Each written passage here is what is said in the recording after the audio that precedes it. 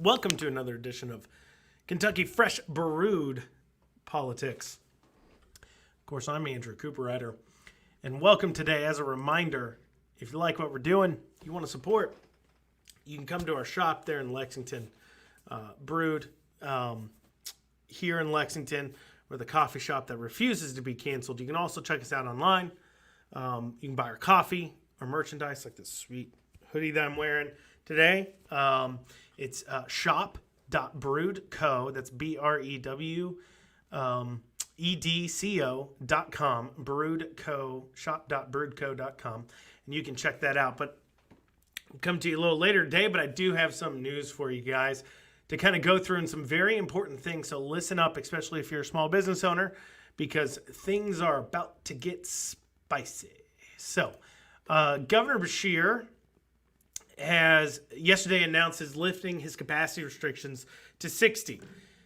Now, you know, the most important thing to understand about when they're going through these capacity restrictions and everything else is they have not ever set any goals. They've never said that if we do X, if we hit X number, we will now drop this mask mandate. If we hit X number, we will now open to 100%. If we hit this number, we can now do this. Because you know what? You don't have to worry about moving the goalposts if you never set them in the first place. And it just gets a lot easier. So for some reason, despite the fact we've seen a massive drop since December in COVID cases, Governor Beshear is only allowing you to have 10 more percent capacity in the first place. Now, what a lot of restaurants and even myself didn't understand at first, and I started to really understand it, is what does that even mean, right? So take Brewed for an example. Brewed has a capacity of around 90, 100 is our legal capacity. So, you know, 50, 60% capacity is 50, 60 people. We only have 50 chairs in the entire place. So when we're at 50% capacity, that's technically everywhere full. Now, there is a rule about needing to be 6 feet apart as far as it goes, unless you're from the same household. That's, as long as you're keeping your tables apart and the household showing up, there's not really a big issue there. It's kind of really not anything, except it highly affects bars a lot. And what you're going to be seeing over and over again in this fight is bars have actually been super attacked, and I can speak to why, because I myself am going through an ABC licensure fight. And so going through that fight, I know kind of what they're going through and why it's so hard for them to push back on these things. But he lifts the capacity up to 60, and he says, hey, this is what you get, right? You don't, not the mask mandate, that's not going away. The curfew, I don't believe, went away. Nothing hardly went away, but hey, you get another 10% on your capacity restrictions. And you know what's funny is I think it's funny that he thinks we were even really following those to begin with. I think most of us has started to realize we're seeing a lot of people not following them, quote unquote, not following them, as it becomes more the rule, as it becomes quite clear and quite silly that all these restrictions don't seem to lead to anything. In fact, we've been doing the same thing for a while. We've been wearing masks for a long time. If anything, people have been wearing masks less. If anything, people have been following the rules less. But yet we're seeing a massive drop in the numbers. Now, I'm sure that has nothing to do with the cycle rate that we're doing our test at. No, that has nothing to do with it. I'm sure it is because these restrictions are finally working. I'm sure it also has nothing to do with the fact that those who are most at risk and worried have also been vaccinated and starting to get vaccinated. So naturally, they're not going to go get tested anymore. And because they're not getting tested anymore, you're not having as many tests, because the people who, like myself, are pretty hesitant to wearing vaccines, we're not really the people to go get tested for COVID in the first place. I'm really not a person. I've yet to be tested for COVID. I'm really not the kind of person to get tested for COVID. Not because I necessarily think there's an issue, but when I'm sick, I stay home. I don't get other people sick. And if I'm so bad off that I need to go to the hospital, I go to the hospital. Because finding out if you have COVID or not doesn't really help you out a whole lot, because quite literally there is no treatment. They don't do anything for you. That's one of the weirdest things too about COVID to me, is it's this disease that we come up with a vaccine for, but we don't have a treatment to help you with like any. If you test positive for COVID, they send you home, they give you nothing. There's nothing for you. There's no medicine, nothing. But we've already come up with a vaccine for it. That doesn't make a whole lot of sense, but whatever. Anyways, the point is that people aren't getting tested a whole lot. We're not seeing that same high cycle rate. So we're not seeing these case count is really falling. And yet that's what we get. We get our 10%, and that's all we get. However, there's a battle of looming, and small businesses in the middle of it.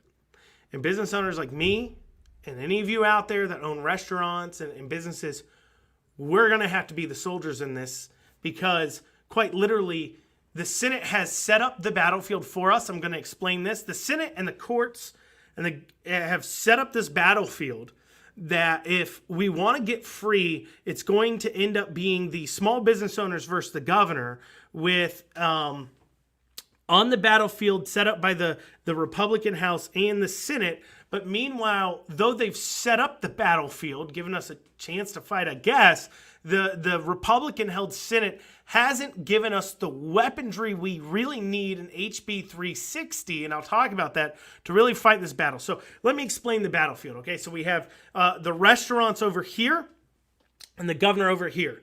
And what we have in between is SB1 and SB2. And HB1, of course, we've talked about. That's held up in courts, kinda. It's falling in the same category. SB1 and SB2 aren't quite there yet, I don't believe. But they're kind of all held up in this weird court system. But HB1 has had an emergency hold on it, but SB1 and SB2 hasn't been doing the same. Now, as I've said in prior videos, this hold up on HB1, however, doesn't make a whole lot of sense. So that is the one that said that restaurants can follow the governor's mandates or the CDC guidelines, whichever is least restrictive. Now, the important thing to know is a lot of the CDC guidelines, such as mask wearing, for example, is suggested. It's not necessarily a have to, right? So that means that things like masking necessarily all the time, especially for employees, things like that, you wouldn't necessarily have to do. But the governor came out and put a restraining order on, asked for a restraining order from the courts on HB1. Now, what you have to understand is this is weird and abnormal. What normally happens, legislators pass a bill, they pass that bill, and then the executive branch gets to choose to enforce it or ignore it. And if they're enforcing or ignoring it, then the Attorney General's office would get to come in and sue the governor through the courts to either enforce it or to say that's an unconstitutional law, or perhaps when the law goes to be enforced, a restaurant owner like myself, if it's something to do with restaurants, can say, hey, that's unconstitutional. I'm going to fight it. I'm going to push back for it. And so I'm going to go ahead and see that in court, and then that's where it gets decided on whether or not it's constitutional or not. Now, what we've seen instead of the Attorney General getting a restraining order with the governor, we've seen the governor go get a restraining order on the legislators. And the problem is once the law is passed, the legislators aren't being restrained from doing anything. It's really odd. So when HB1's under restraining order, the legal argument definitely exists to say that me as a restaurant owner, I'm not being restrained from following HB1. I'm not named in that lawsuit. I'm not named in that restraining order. And so like for us at BREWED, we've just been kind of following HB1 as far as it goes. And we have not been hassled by anybody. Now, in general, we don't get hassled by the health department anymore, because every time they come in to cite us, we demand a hearing, and they don't want to fight us in courts because it just doesn't go well for them every time. And so we've been following HB1, and we've got it all posted up and things. And so HB1 doesn't have things like curfews involved, like the other day where we posted a video where we had people in there past curfew. Like it's HB1 is very clear about that, and that is the law. I'm not named in that restraining order. Well, SB1 and SB2 now are coming into play. SB1 and SB2 dealt with regulations, administrative regulations such as the masking and everything else, and SB1 deals with the suspension of laws and the calling of an emergency. And what SB1 and SB2 combined say is that after a emergency has been called, it expires after 30 days unless you call a special session for the legislator to come in and vote on whether or not the emergency continues and kind of how to respond to that. And then the same thing with administrative things. They have to submit evidence for the change in administrative review, and they expire automatically after 270 days, and it has to go through a due process, and the emergency must be justified, and the legislators get to review it. Well, as far as I know on SB2, on the legislative review, the governor has not put in any kind of evidence to justify the emergency regulations. They have not put in anything to go ahead and push on. The governor has not submitted any evidence. He has not submitted what he wants to continue. That due process hasn't happened. So tomorrow, Wednesday, is the last day SB1 and SB2 because it gave him 30 days, and then after that he needs to go through legislator, which personally I kind of like. I know I hear people arguing all the time, well, it's just the legislators will go into session more and something about money. Listen, I hear your arguments all the time. A Kentucky legislator's job, their actual position itself, doesn't actually make a lot of money. Now, don't get me wrong. I'm sure a lot of them make money off of being in office, if you know what I mean. But don't get me wrong, by the days that they work and everything else, it's high paid, but it's really only around 20 grand or so a year. This would get them paid more money, I guess. The real way legislators make a lot of money off their position is something called pension reciprocity, which I can do a video about. It's very corrupt. It's very messed up. It needs to be gotten rid of in Kentucky. But they don't make their money, per se, by being in office and legislator more around. It just isn't their main push for it. Like I said, they make money off of being in office, but they don't make money from the state paying a salary all that much that makes it worth it to them to want to be in office more days just to make more money.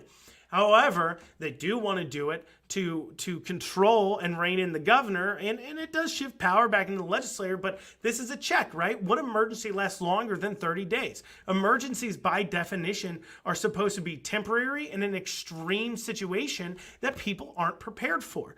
And after 30 days, the argument is well, you kind of know what's going on. If we need to continue things, the legislator is able to get into session, they're able to make votes and make regulations and make them work as far as they need to be. And so SB1 and SB2 would make it to where the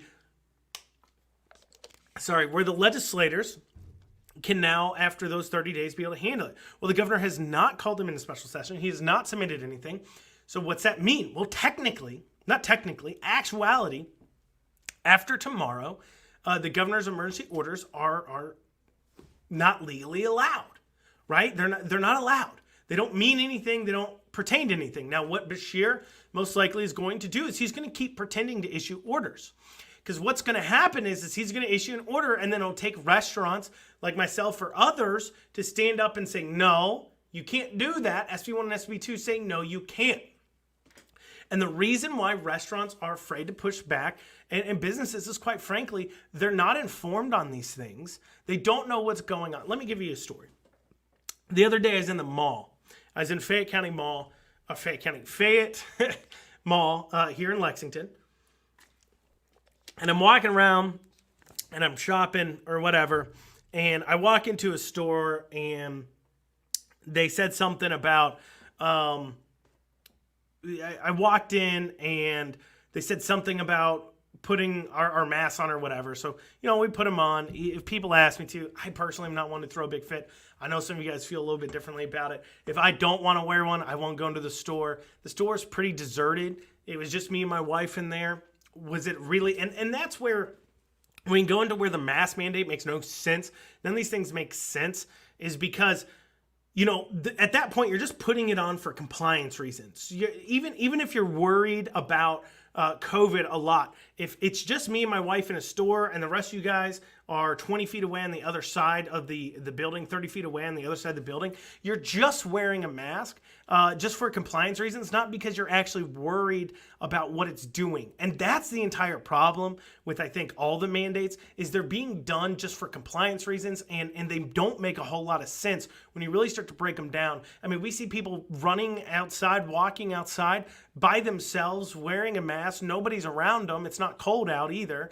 Don't get me wrong. I mean, I kind of like how the mask can cover up my second chin sometimes. But at the same time, I don't really... it is definitely being done for compliance sake in that case. So I was like, hey, all right, so put a mask on. And he goes, yeah, sorry, the CDC has been coming around doing audits this evening. And it was like 7 o'clock at night. And I'm like, okay. Okay, the CDC is not doing mask checks in Fayette County at 7 p.m.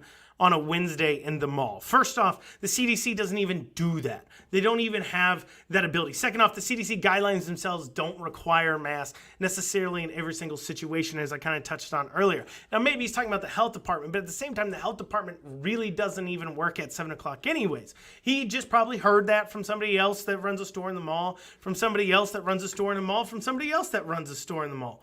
And, you know, at that point, it ends up becoming a situation where, you know, that people are just working off of this he said, she said knowledge. And so even though SB1 and SB2 and every business has a legal right now to operate as if there is no restrictions after tomorrow, once again, I'm not a lawyer, consult a lawyer or something, I don't know. But even though with SB1 and SB2 taking effect after tomorrow and the governor failing to call special session, we should all be able to do whatever we want. However, businesses are going to be afraid. Why? Because the governor has weaponized ABC. So ABC can come in, and this is why you're seeing bars beat up on a lot, right? You will see restaurants by the health departments beat up on. I know, like I said, I know a restaurant up in Western Kentucky area that had a run-in with a bar, and the health department telling everybody they can't sit around the bar.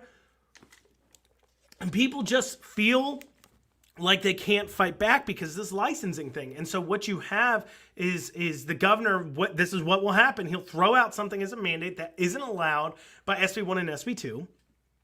Bars will try to push back, or maybe a few restaurants will, and they'll just come in and take away their licensing, their ABC license, and shut them down for a little bit until there's a hearing or what have you, because the state gets to control it. And so it's going to take some brave bars that are willing to risk it all to push back on this. Now, we ourselves, we stand up to these things. The problem is they don't come after us anymore. They don't come after us anymore because, one, we have good legal arguments, but two, because they don't want to draw attention. You come after us, you're drawing attention to the fact that you can't do anything. You can't do anything anymore because these laws are in place, and your restraining orders you're getting from Judge Shepard on HB1, and I don't think they've issued one on SB1 or SB2 yet. They do have pending motions for dismissal that he still hasn't heard, as far as I know. So he's got to deal with those first, I think, before he can issue a restraining order. But anyways, you know, because of that, they leave us alone, but they will go after these bars who rely on their licensing so much. And that's where, if the legislators who've now created this battlefield that has made us put business owners in a position where we have to fight with the governor, they've created this battlefield for us. They've put us in this position. They're not giving us a weapon, though. We need HB 360. Now, HB 360, and they've shelved that bill, and I'm told it's because they don't like me personally, but they need to get over their hatred for a man who holds their feet to the fire, and instead they need to, if they're going to set up this battle where we have to fight for our freedoms ourselves as business owners, give us as many weapons as possible, give us HB 360, and HB 360 stops these places. One, it returns all licenses. There's about 70 restaurants who have their ABC license up in the air due to COVID issues, and bars. It returns those immediately, and also as well, it stops them from being able to take health department license and ABC licenses due to restaurants pushing back, on the COVID-19 orders. And because of that, HB 360 would be like the tactical nuke we could bring to the battlefield to say, no, we don't have to follow your orders. We don't need to. We have HB 360. You try to take it to court, it'll be dismissed. I can ask for dismissal immediately on HB 360. It's a done deal. They could do that for us, but they're not doing that for us. Instead, they've set up a battle because they want us to go through it as much as possible so they can see us fighting and losing, and they can fundraise then against Bashir and our anger at Bashir, because we have to keep fighting him just to have control over our own God-given right to property again.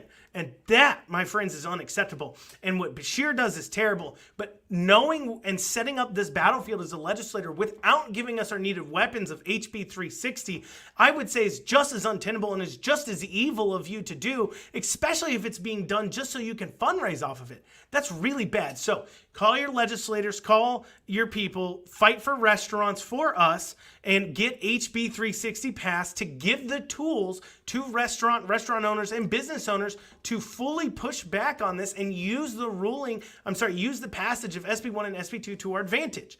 Because I'm going to say it again, what you're going to run into. The governor's going to make a mandate. Nobody will know that they don't have to follow it. And so you're going to get all these restaurants and business owners sheeping up, I guess, because they're afraid of their licenses being lost and falling in line behind it because they don't want the fight, even though it's not just like, that's unconstitutional. No, it is literally now not legal for him to be doing that, but we had to challenge it in court. And that's the way it's being set up. And trust me, every single one of these battles won't be covered by the media, and it won't, just the same way. Look at us. Just the other day, as I said, we were ignoring curfew. Just the other day, we follow SB1, and you don't see the news covering it at all. And the reason why is because they don't want to draw attention to it because it makes them look weak. Because what are you going to do about it? You can't do anything about it. Because we are following the rules. And if you take us to court and we win, other people start to realize it, and now that becomes a problem. So instead, like I said, he's going to pass this. He's going to let you guys just follow it all along. And, you know, and the legislators not even bothering or trying to help us out and help those people who are maybe a little more weak-kneed with HB 360 and pay attention to the legislative calendar. And what I mean by that is here in, I think like 10 days, 2 weeks, something like that, we had a magical date. And any bills that are remotely controversial that Andy Beshear would veto passed after that date are nothing more than virtue signal bills done by the Republicans. And what I mean by that is we do not have enough time. So if we pass a bill, here in like 2 weeks, past that date, the governor can veto the bill. He's got 10 days to veto it once it hits his desk, and then he returns it to the legislators, and they got to vote on it again. And past that date, they just don't have the time to overcome a veto. So if you see a bill like HB 360 or like the bill I'm going to talk about here, SB 158, coming up for a vote at that point and passing and then getting vetoed, they're doing it just to say, look at us, we passed something. Look at us, we passed. No, you could have passed it a while ago. You haven't done it because you want to make it look like you're doing something, and really you're not. And at the end of the day, too, going back to the SB1 SB2 fight, does it really matter what laws you've passed if we, the people of Kentucky, have to go get our own lawyers on retainers in order to fend you off from our rights? The Constitution and our system of government is supposed to protect our rights, not make us fight with the government to get our rights back from them. That's not how it's supposed to work. And, you know, for the party that says they're the party of the Constitution, the Republican Party, which once again, we will fight to return it to that. But you sitting there and saying that a citizen has to go out and get their own attorney to claw their rights back from the government is just incorrect. It's just incorrect. And so pay attention to the legislative calendar, because if they pass HB 360 here in 10 days or so, they're just doing it at 14 days, 10, 14 days. I don't know. I got to look. Anyways, they're just doing it because they want to make it look like they're doing something. Same with SB 158. SB 158 makes masking a non-requirement. What that means is that for COVID-19 or something such as that, wearing a mask would not be a requirement. Of course, private businesses can do what private businesses want to do, but it would stop a mask mandate from being a necessary thing. And I know a lot of you guys, some of you guys wear masks. At our rallies, at our events, at our things we go to, people wear masks, and that's cool, and that's fine. And you're welcome to do that, and I empower you to do that if you're worried about it and you're concerned about it. However, you do not have a right to force other people to do things for your own safety. I think this is a thought process people don't understand. We can dig a little bit into it. It's slightly biblical in the idea that in Christianity, which, we do live in a Judeo-Christian society. In Christianity, there's an idea that we have freedom of choice out of love from God gives us freedom of choice. And what that means, though, is freedom of choice means sometimes you're going to choose bad, and bad things happen. And that's why bad things happen in the world. It's this a thought process that goes into it that says, yes, freedom is amazing and great, and it has downsides, but they're worth it for freedom. And it's kind of the same thing. But at the same level here, when it comes to mass and requiring other people to do things so you feel safer, it's just not the way our system is built upon. If you fall down and have a heart attack and a doctor's off duty standing there, he has no he's a moral requirement, sure, but he has no legal requirement to give you his time and help you. You have no right to another person's time, talent, resources, or life. And you can say, hey, wearing a mask is not that big of a deal. And I'm inclined to agree with you. However, the very concept that you're saying, hey, for my safety, not for yours, but for my safety, I want you to wear a mask, is just, it's a slippery slope to an overstep. And that's what everybody who's against masking, what they're talking about is this idea that because I need to feel safer, I want you to do something for me.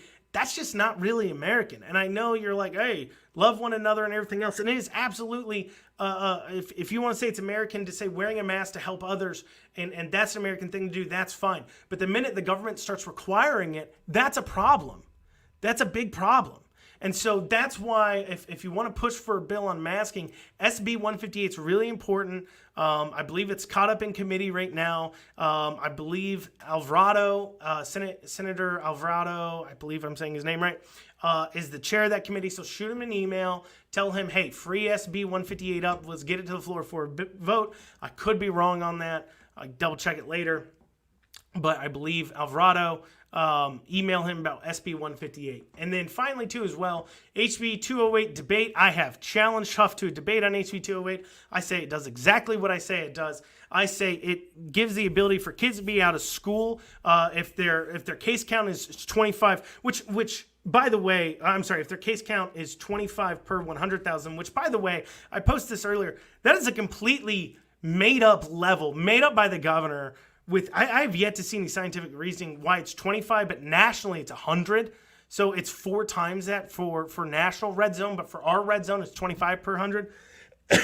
So what the bill HB 208 amendment there said was if a school has 25 per 100,000 cases or 100,000 people is 25 cases per 100,000 people or more, they can be NTI only. Not only one is that level far too low, but also it was wrote by a Republican that was just codifying the governor's own made up levels of what is a red zone, which is crazy to me that we have this Republican legislator talking about reining in the governor. We have a national, the CDC setting up a guideline for what that is, saying it's 100 per 100,000. We have a governor that makes up his own that is 1/4 of that, and then we codify that. A Republican legislator codifies that in an amendment. That's crazy to me. But HB 208 does allow for schools to remain out of session less than a full 5 days a week, and that is a problem. And I am willing to debate Huff on that. She says it doesn't do that. I say it does. I'm willing to debate her on that. However, she's yet to respond to my debate, so I don't know if she's going to do so. Regardless, I am ready to go on that side of things. So with that being said, guys, thank you so much for joining me this evening. Check out our coffee shop, Brewed. People trying to cancel us, so you can come out to that. Check out shop.brewedco.com for all your coffee needs. Otherwise, I thank you guys so much for joining me.